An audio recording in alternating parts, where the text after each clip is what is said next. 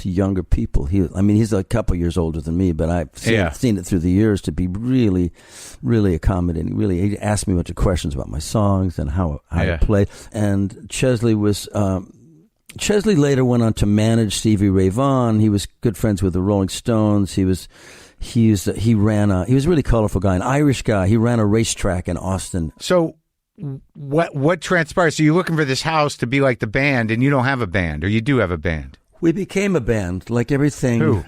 Well, there were 3 songwriters. There was a guy from Canada, Peter Hodgson, playing bass, and we got this guy Sandy Konikoff. But eventually, what we told them we wanted to do was have a kind of a repertory company, like a recording place where people could play on each other's songs and support each other in making their solo records. We are all interested in making our own records, of course, and so they let us do this thing, and it didn't really come to anything. A bunch of records got made there. A Lonnie Mac record got cut up there. A later Lonnie Mac record? Yeah. And a record of Spider John Kerner and a Dave Ray record. So those records got made, but they were like really had their shit together, and they just showed up and made records in a matter of days, and borrowed our drummer, Lonnie Mac was incredible. He was like he was touring with a trailer on the back of his car, and he just played roadhouses and bars and stuff. He had an organ player with him. Everybody showed up with a player of some kind, and they were all really talented people. We learned a lot from those guys, but not enough so that we then turned around and made this really great record together. For one thing, Elektra wanted us to make a record together, and we all wanted to make our own records, and any one of us could have spent all our time making a single record and making that, a debut record of our songs. But you're just writing songs? Yeah. I had a lot of songs, and I wrote songs. Yeah, those days I probably wrote all the time. But Glenn Frey talks about living where did he have an apartment beneath you or something? My apartment was beneath his. I mean, I moved into he moved in next door to me, and then I moved out of the place I was into a kind of basement below him. So where was this? Where was it? That was in Echo Park. So after this recording thing I was describing about with Elektra, we came back to town, and I lived in Echo Park and started playing at the Troubadour Monday nights and trying to get recorded, get a record deal. Just with the guitar, or you got guys? Yeah. So I never played with anybody except for Lindley, briefly. No, actually, not even Lindley. I didn't play with Lindley. Well, I had never played with a band, until my first record, and that's the sort of thing that kind of amazes me now when I listen to that record, and I hadn't listened to it until.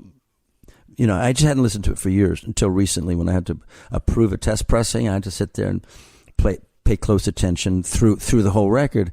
What was that like? I thought it was amazing because it was so much better than I thought it was at the time. Yeah, there's a couple hits on there. Yeah. I thought it was pretty good.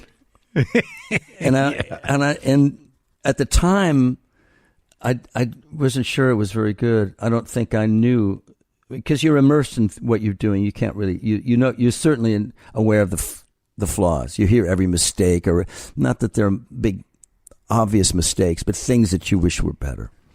But didn't you play? You didn't play with any bands before that? No, before that crew. That's the other thing. I just almost I wasn't in a band in high school. That was the other thing I wish I'd done. I wish hadn't been in a garage band and played Gloria, like everybody else, Yeah. But you didn't. Yeah. No, I didn't. I was I played in my room, I played songs in clubs. Sure. I played, and other people sang my songs, So that I was pretty confident about my songs. You can still do a garage band, man. You got a studio. Just go put a roster of songs together. Get a list of the songs that you would have played in your garage band and knock them out. That's a good idea. That's really a good idea. I can see getting my friends together and say, okay, now we're going to play Gloria. Well, Yeah, call up Crosby and have him come over.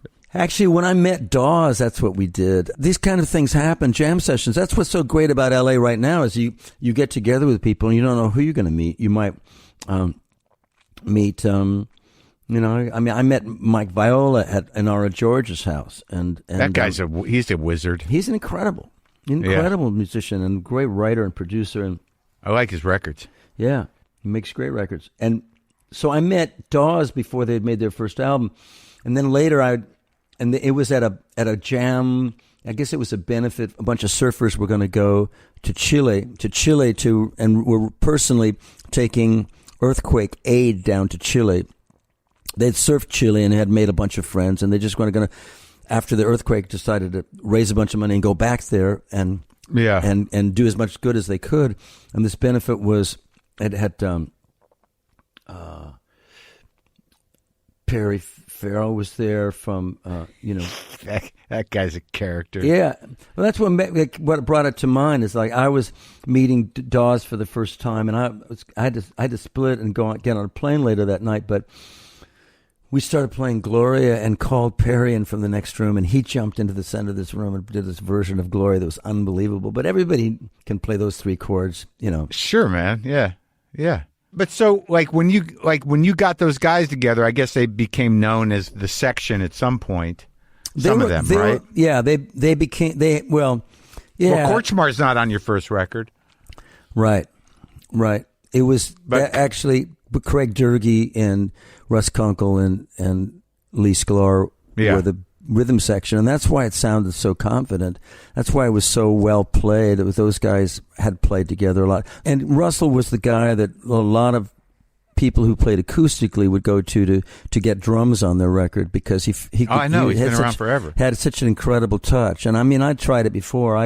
I'd play with a drummer and be playing electric guitar, and it was not good. It was not. My touch on the electric guitar was way off. And it seems like there was a community around. I don't know what your relationship with Glenn was or with Ronstadt at that. I mean, did you know Ronstadt when she was in the Stone Ponies or no? Yeah, that's when I met her. She was in the Stone Ponies. I think I got to go to one of their sessions. But what a great little outfit they were, man. Yeah. She was amazing. Yeah.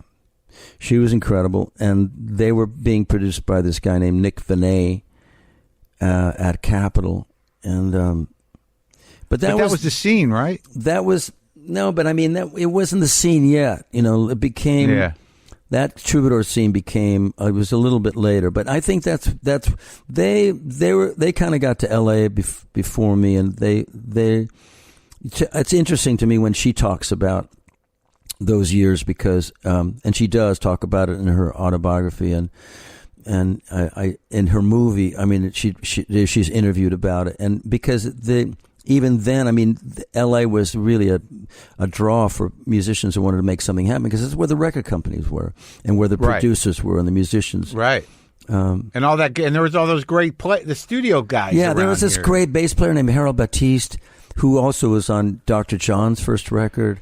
Yeah. They were amazing studio musicians, and all those guys, if you could find your way into that music, the musicality, the way people played and how people thought of making records, because it was a big mystery how people made these things, made songs into records was like alchemy. I didn't know how it was done. I couldn't figure out. So I met Russell because Kunkel. Russ Kunkel, because he was in a band with one of my best friends, Ned Doheny, and Dave Mason and Cass Elliott, and he was just really, again, he's one of those guys that's really kind to younger cats coming up, and he said, look, just so you know, I mean, when you go to make your record, I hope you call me. I want you to call me because I want to play with you, and it's like, so I knew him, so I could call him, so I did, and that record is, I booked him for a couple of weeks, and we made my songs into records. It was amazing. Well, I mean, those on the second record too. It looks like everybody was on it. Yeah. Well, I got the hang of it, But that it wasn't like, By that, so in the second record, I started calling people. I asked other friends and who to call. You say, who do you get to play on bass on this song? And he's saying, you might try Wilton Felder. And who's that? Oh, Wilton Felder. Wilton Felder played bass on "I Want You Back" by the Jackson 5. I'm thinking, oh, that guy. I love that guy. I love that. and so he's the saxophonist. He's like the horn player from the Jazz Crusaders, the Hollywood Jazz Crusaders. And incredibly musical guy. And I said, well, do you want to play sax on my record too? And he said, no, I just do that with the Crusaders. But he's a session player. So all those guys support their jazz passion, by working for whoever calls them, But by the time you do the second album, and that first album seemed to establish a sort of Jackson Browne tone. I mean, despite the fact of not playing with a band regularly, those guys came together and sort of seemed to honor the vision of your songs.